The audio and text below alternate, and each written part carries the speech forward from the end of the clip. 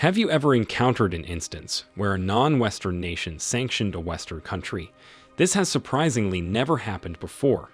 Historically, the West has employed sanctions as a tactic to put pressure on nations that try to oppose their authority. These sanctions have also affected African countries. The African Growth and Opportunity Act, spearheaded by the United States, was recently withdrawn from Uganda, Niger, Gabon, and the Central African Republic due to sanctions imposed by the West. As would be expected, the West replied with sanctions against these African nations for making judgments based on their own constitution, which opposed to following Western decisions. We are now left with the question, why don't African nations sanction Western countries?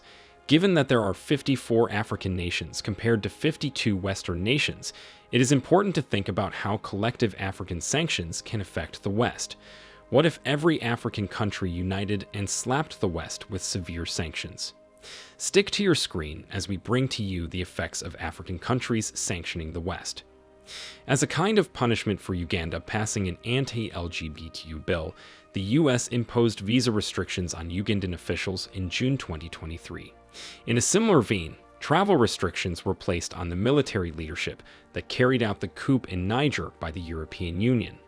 Such punitive actions have been a regular tactic used by Western powers, especially the United States and European states, to gain influence over African governments.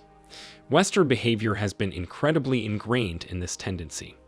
Regardless of a nation's location, the West banded together and imposed sanctions if they disagreed with its policies, giving the targeted nation two choices: change course or suffer the consequences. It is crucial to remember that sanctions are not a justifiable foreign policy. Rather, they are more of a blackmailing tactic. Nonetheless, despite claims of human rights abuses against Western countries in Africa and around the world, the International Community Organization raises an objection to this practice as Western countries participate in it. Interestingly, there has never been a situation where a Western country has been sanctioned in retaliation by an African government or organization. As a result, African nations would be seen as being too weak to make such decisions. On the other hand, another viewpoint indicates that it could be time for African countries to reevaluate their self-control. Western powers may suffer serious repercussions if African countries decide to impose sanctions on the West. African nations have sadly never banded together against a Western nation, which presents a difficulty in making sanctions effective. However, given the current circumstances, Western nations are compelled to take into account the potential of being sanctioned by African countries for the first time in history. Stronger nations often apply sanctions to weaker ones if they think the smaller one is breaking international law. In actuality, though, there isn't a breach of international law. Sanctions are put in place because certain nations, despite their tiny size and relative weakness, refuse to follow commands from the West. Stronger countries frequently use this assertive action, especially those with nuclear weapons, to sway and impose their will on weaker countries. Sanctions are a theoretical instrument that any nation can use, but historically they have been used mostly by the West as a means of control. It is time for African countries to think about their alternatives and the possible fallout from putting sanctions on the West, which has the potential to alter the balance of power on the planet. Sanctions are a tactic that is typically used more frequently by larger and more powerful governments. The 5 major UN Security Council members, China, France, Great Britain, Russia, and the United States, have the ability to oppose decisions and frequently use sanctions to forward their own agendas. Sadly, this strategy sometimes disregards the interests of weaker, smaller states, and the veto power used by these 5 nations has the potential to jeopardize international peace. Critics point to the UN Security Council's lack of democracy and the sanctions program as examples. Achieving long-lasting peace is difficult in these circumstances for areas like Africa, the Middle East, the Far East, and the Caribbean islands. Africa is the most affected region when it comes to sanctions, which might come from international organizations like the UN Security Council or the European Union, or from individual nations like the US or France. These penalties are frequently justified in terms of peace and security. But the West do not realize how the sanctions negatively affect a nation's economy and people's lives like freezing a country's money or halting trade agreements. This strategy appears contradictory since, instead of addressing the underlying problems that led to the implementation of sanctions, the actions done have wide-ranging effects on the entire population. For example, in 2009, the UN Security Council claimed that Eritrea was involved in a dispute with Djibouti and had supported terrorist organizations in Somalia. Eritrea was subjected to sanctions, which included stopping the supply of weapons to the nation and cutting off aid and military training. It raises the question, why aren't we hearing about France or the United States receiving the same treatment? Why haven't they been subjected to punishment for 10 years now? That's because it's they that employ sanctions as a kind of coercion. In opposition to the interests of the continent, the West currently uses African organizations to impose sanctions on African countries, such as ECOWAS and African Union. Since 2019, the African Union and regional economic blocs have imposed sanctions on states that have experienced recent upsurges in coups. The main thing here is that their memberships will be suspended. The African Union, AU, suspended the memberships of Sudan, Mali, Guinea, Burkina Faso, Niger, and most recently Gabon from June 2019 until August 2023. West and Central African regional blocs pursued similar actions against Burkina Faso, Gabon, Guinea, and Mali. The Economic Community of West African States, ECOWAS, issued economic sanctions against the offending states in 67% of the recent coups. This is unmistakable proof that, for the most part, African organizations are used as a tool by Western governments to penalize African nations. The good news is that there is a noticeable trend in the current wave of coups, where sanctions failed to stop repeated overthrows in Sudan, Mali, and Burkina Faso. Recurring coups were not prevented by the sanctions placed on these nations. However, we are currently seeing African organizations bucking pressure from the West.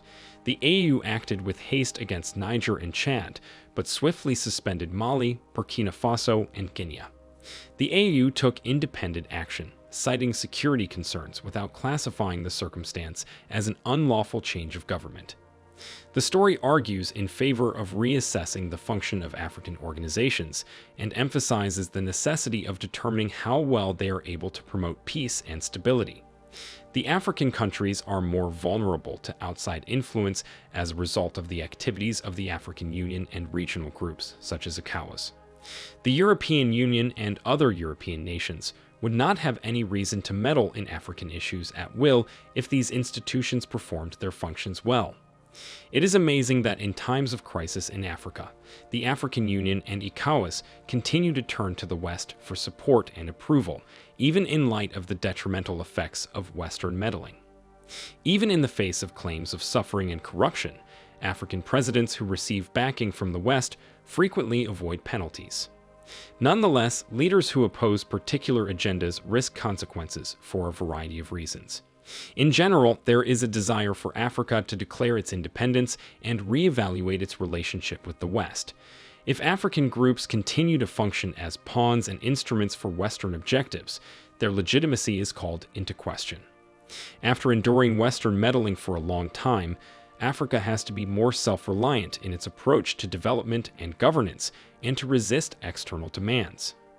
It is noteworthy, therefore, that there have been some unforeseen advantages to the sanctions that the West put on Africa. Sanctioning Africa was supposed to keep it under Western control, but things haven't worked out that way. The prospect of fresh U.S. sanctions on African countries seems to be pulling them away from U.S. influence and toward an East-led global order.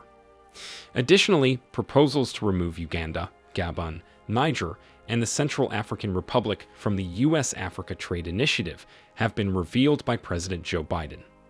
These countries will no longer be included in the 2000 African Growth and Opportunity Act, as they are said to have grossly violated human rights or to have made little progress toward democratic governance.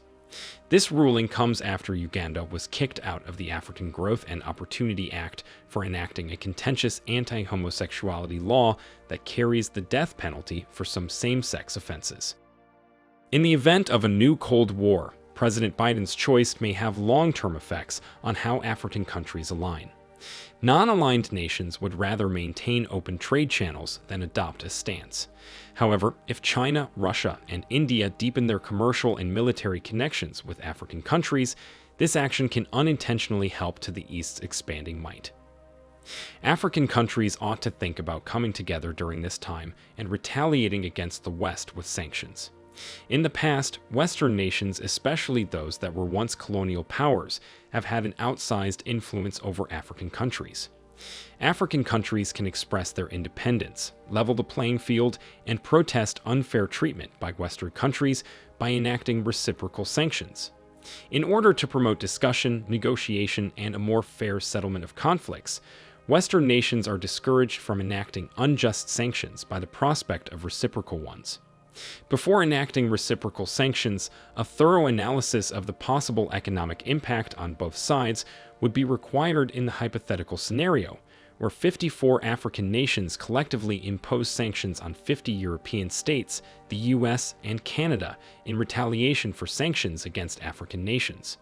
African countries would have to comprehend the ramifications for both the targeted Western countries and their own economies. Acquiring backing from areas and nations beyond Africa would be imperative, and coalitions with countries that harbor comparable apprehensions regarding alleged inequitable sanctions and worldwide power disparities would probably be pursued. African countries can respond economically to the West using a variety of instruments. Trade retaliation is one such tactic, which entails focused restrictions on particular businesses or items that are essential to Western industry.